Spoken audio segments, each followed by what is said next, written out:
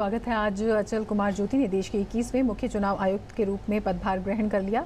अपने संदेश में उन्होंने कहा कि निष्पक्ष और भयमुक्त चुनाव कराने के साथ साथ हर वोटर को बूथ तक ले जाना उनकी प्राथमिकता है। वे डॉक्टर नसीम जैदी के स्थान पर मुख्य चुनाव आयुक्त बने हैं। कुमार ज्योति अब देश के मुख्य चुनाव आयुक्त बन गए हैं। नई दिल्ली में गुरुवार को उन्होंने निर्वाचन सदन में पदभार ग्रहण कर लिया। इस मौके पर अपने पहले संदेश में उन्होंने कहा कि निष्पक्ष और भयमुक्त चुनाव कराने के साथ साथ हर वोटर को बूथ तक ले जाना उनकी प्राथमिकता है।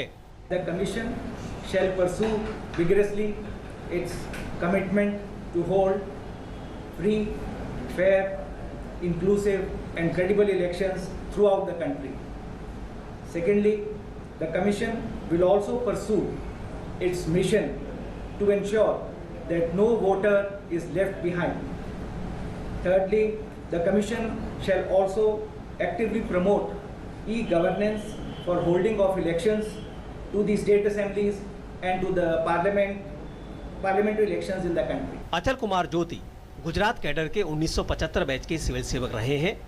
3 सदस्यों वाले चुनाव आयोग में उनकी नियुक्ति 13 मई 2015 को हुई थी। इससे पूर्व वे टीम गुजरात के मुख्य सचिव रहे और तकरीबन 40 साल के प्रशासनिक अनुभव में कांडला पोर्ट ट्रस्ट के अध्यक्ष और सरदार सरोवर नर्मदा निगम लिमिटेड के प्रबंध निदेशक जैसे तमाम महत्वपूर्ण पदों पर काम कर चुके हैं। अब ए.के. ज्योति के नेतृत्व में चुनाव आयोग राष्ट्रपति और उपराष्ट्रपति चुनाव की प्रक्रिया को आगे बढ़ाएगा।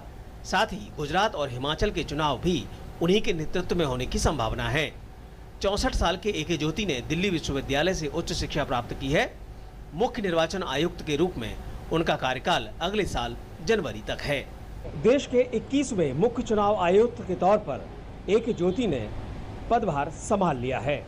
हालांकि उनका कार्यकाल छोटा है, लेकिन उन्हें तकरीबन 2 राज्यों के विधानसभा चुनाव और राष्ट्रपति और उपराष्ट्रपति के चुनाव भी संपन्न कराने हैं। निश्चित तौर से उन्होंने अपने स्टेटमेंट में कहा कि फ्री एंड फेयर इलेक्शन कराना उनकी प्राथमिकता है। कैमरामैन प्रवीण जौहर के साथ ऋषि कुमार, DD न्यूज़, दिल्ली।